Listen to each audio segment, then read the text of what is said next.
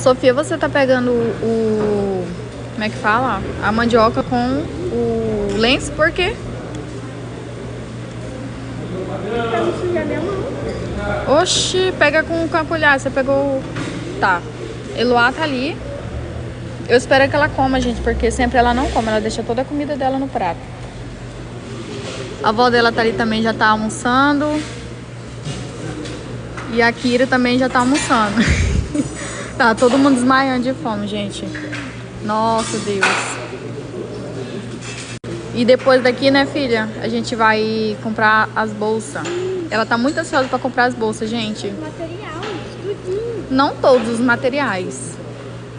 Nem todos. Vamos ver o que vocês vão comprar aqui. Bolsa eu tenho certeza que vocês vão comprar. Agora, o restante, caderno. Você já tá de olho em uma? Você gostou daquela lá, né, filha? Sim. Também gostei, achei muito bonita. Linda.